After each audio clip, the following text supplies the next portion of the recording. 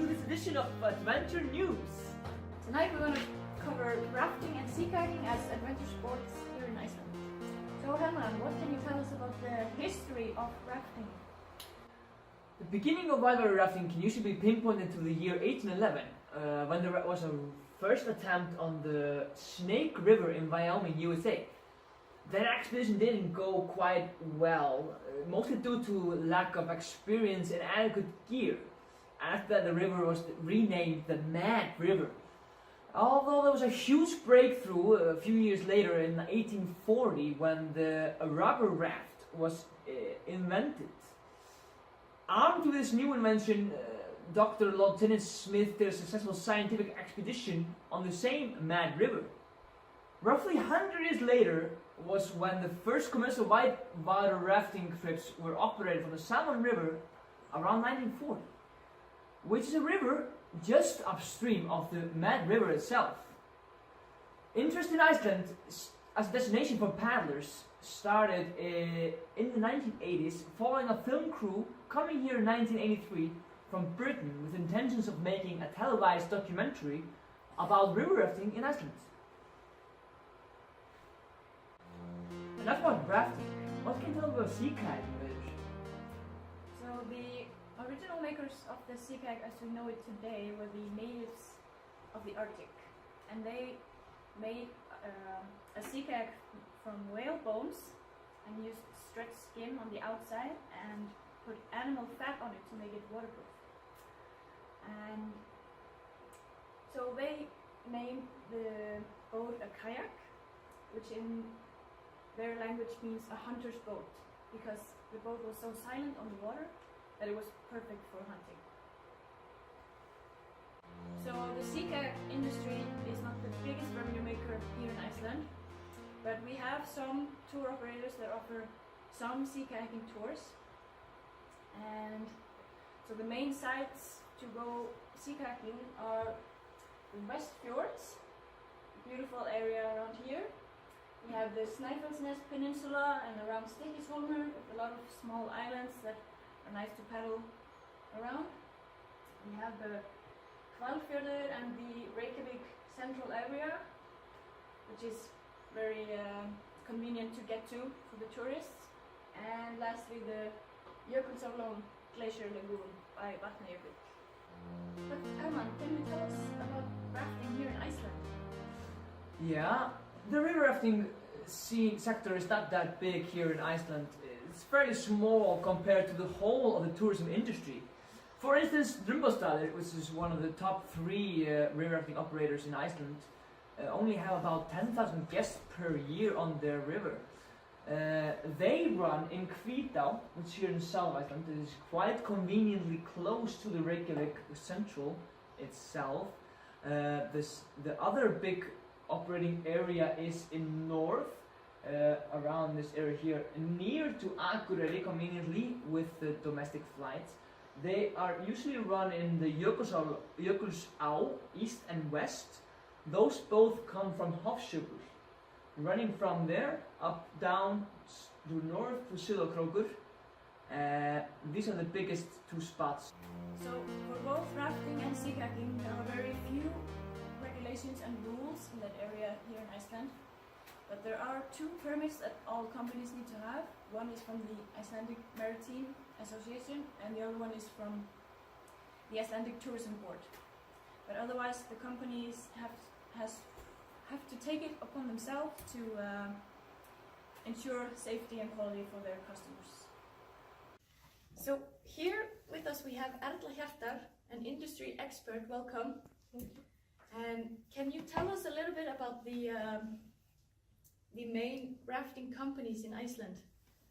Yes, yes I can.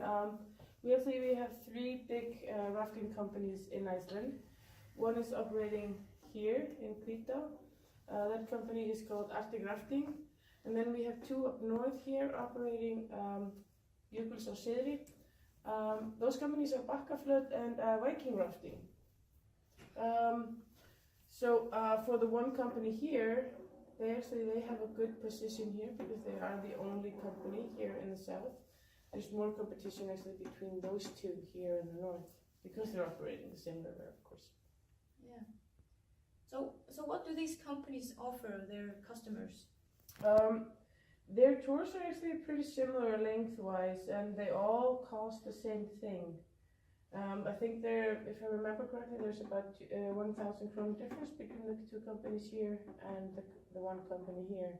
So, what about the seasonal issues in this industry? Can you tell us something about that? Yeah, the season is actually not that long. It's just the summer season. So from middle of May till the end of September is the operation time for these companies. All right. Atla, can you tell us a little bit about the main sea kayak companies in the industry? Sure. So in the sea kayaking industry, we actually have more companies. We have Sea Kayak Reykjavik that operates here in the Reykjavik area, and also here I'm from Stykkishólm and does this area here in Breiðafjörður. We also have two companies here in Ísafjörður, Borea and Kayak Center. And then we have another company here in Flateyri, which is a little bit different from the others because you can actually rent kayaks with or without a guide. All right, sounds good. And what do those companies offer? Are these tours pretty similar, like the rafting, or? They are pretty similar in duration, but with sea kayaking, it's more about location and wildlife. So these two companies that are here, they offer kind of the same thing. One company is mainly operating here. The other company is going a little bit further out. But the Sea Kayak Reykjavik is the only company operating here in Breiðafjörður. So they have a monopoly here. Why is that? Do you know why? Because this area is actually very hard to operate in because of weather and currents, actually. So, but the companies here we have two companies, and one of them is actually operating all year long. So they offer sea kayak tours all year. All right. Yeah. And what about the other companies? Are they not operating all year round? No, they are summer season operators, so middle of May till end of September. All right. Well, thank you very much, Erla, for coming. Welcome. And now it's time to meet the players in the industry. Over to you, Rajeev. We are going to talk with some of the big players in the rafting industry. On our panel tonight, we have Herman from Bakkaflot, Hi. Erla from Arctic Rafting, and Öður from Viking Rafting. So can you tell us a little bit about the products that you offer? We offer a 5-hour rafting tour down Hvítá, a grade 3 river, 3+, and also beer tasting. Us at Viking Rafting, we offer similar tours to Bakkaflot. We offer a family-friendly tour on the Western Glacial River, and then a more action-filled tour on the eastern one. And we also offer a 3-day rafting tour.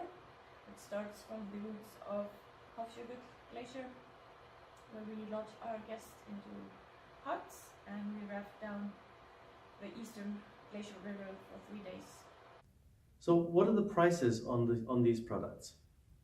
Bakkaflot has simple prices, just two of them. It's 14,500 for the family-friendly trip down the western one, and then we have 24,500 for the eastern adventure experience.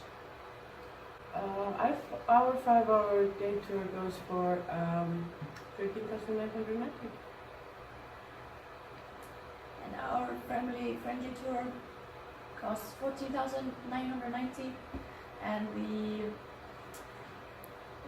rafting tour on the eastern river costs 24,990. And is there any particular way you package your products when you sell them? We at Bakkaflot have always focused on accommodation in combination with tours that we operate ourselves in the vicinity of our operating grounds.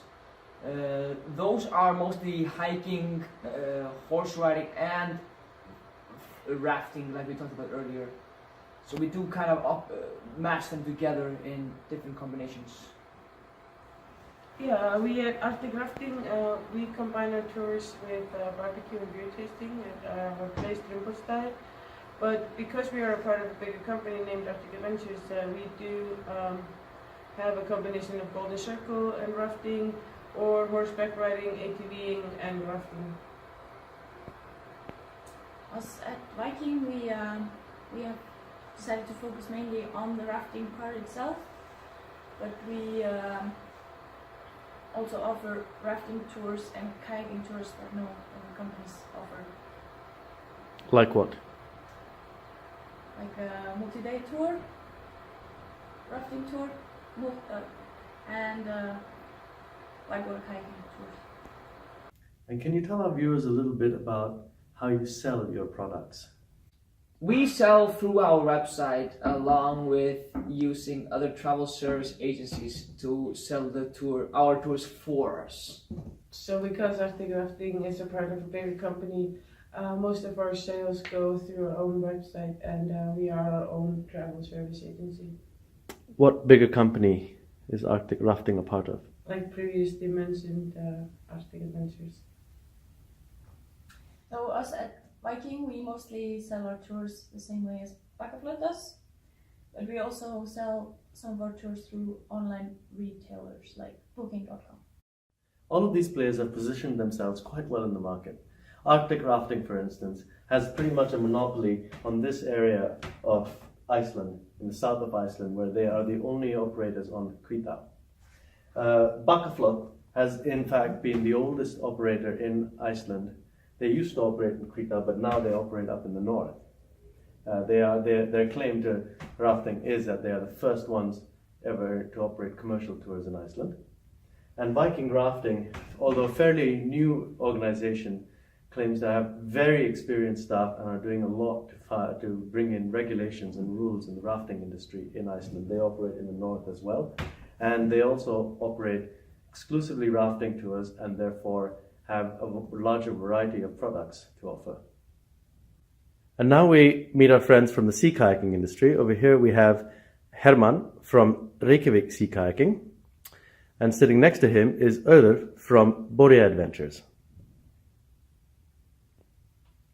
Can you tell us a little bit about the products you offer? Yes, at Reykjavik Sea-kayak we offer one kind of a full day tour in Hvalfjörður area. Can you point out on the map behind you where that is, please? Right here. Thank you very much. We at Borea offer 4 different types of tours operating in the Ísafjarðardjúp itself. We offer 2 half-day tours along with 2 full-day tours, all exploring different fjords of the Ísafjarðardjúp itself. Can you tell us a little bit about your pricing? Yes, so the day tour that we offer costs 19,990 Icelandic kronas, which includes a pickup from Reykjavik. We at Borea offer tours varying from 15,000 up to 32,000, depending on which tour you take. You've just met the 2 major players in the sea kayaking industry in Iceland. There really are only 2 major players in the industry at the moment. We have Reykjavik Sea-kayaking that operates sort of in the Reykjavik area of Iceland, and we have Borea Adventures that operates up in the West Fjords over here. As they operate in 2 very different areas in Iceland, it's the market sort of is in very monopolistic competition, and they don't really have direct competition with each other. And back to, oh, this just in. Our on-site correspondent has just seen a couple of dirtbag kayakers coming down the rapids at Etladal. Let's go over to our correspondent. Erla, can you tell us a little bit about what's going on over there?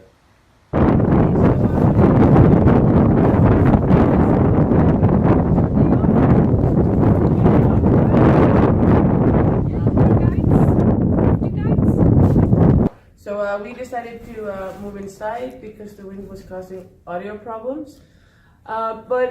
So what are you guys doing? We were just kayaking down Etladal for fun on our day off.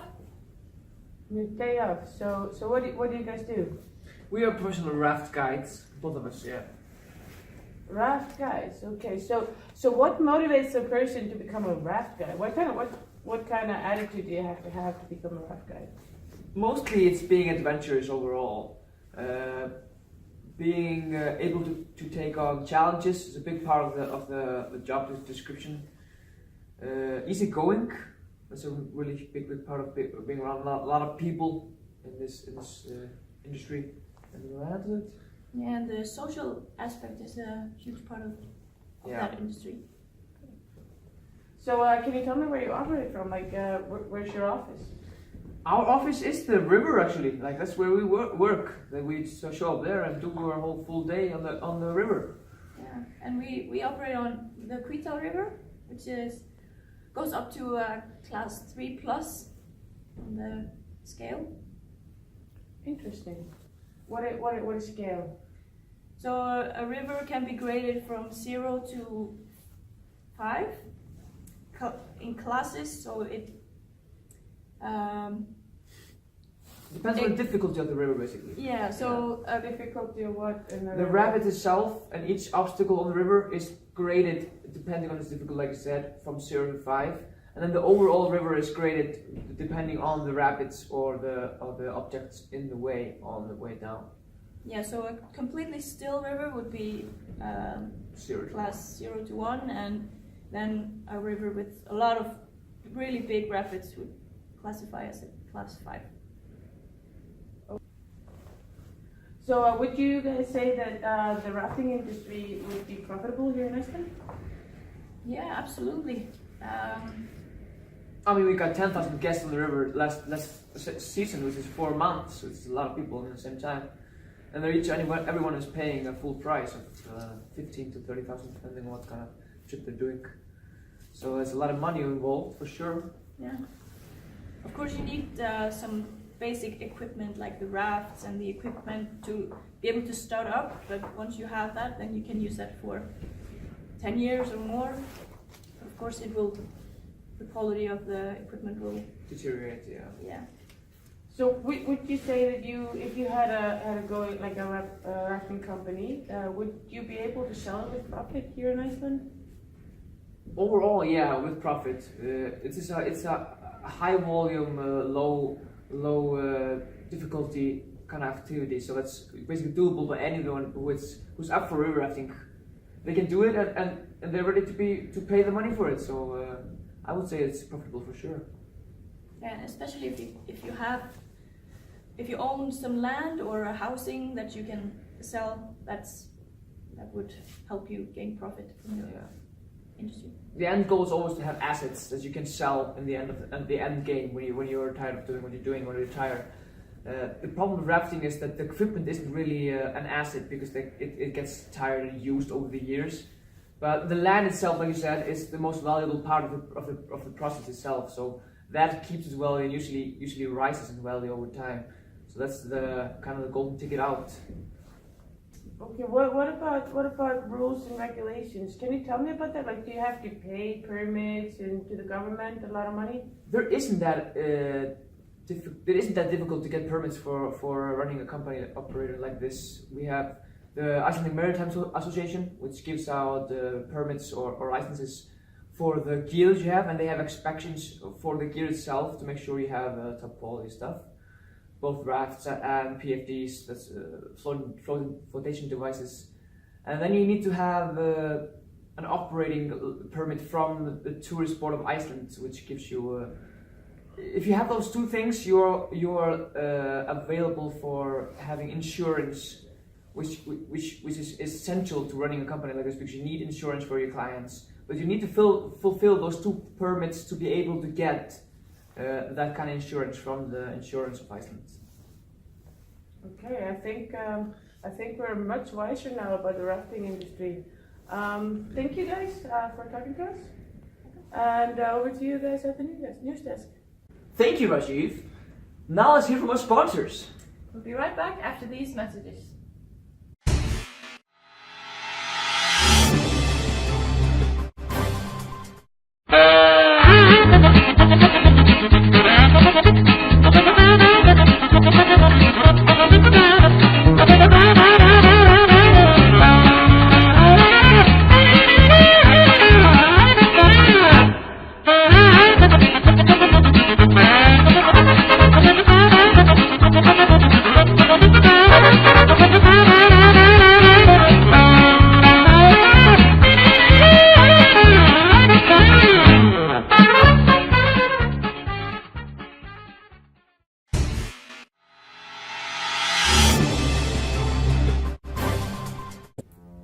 Now let's have a quick look at the weather.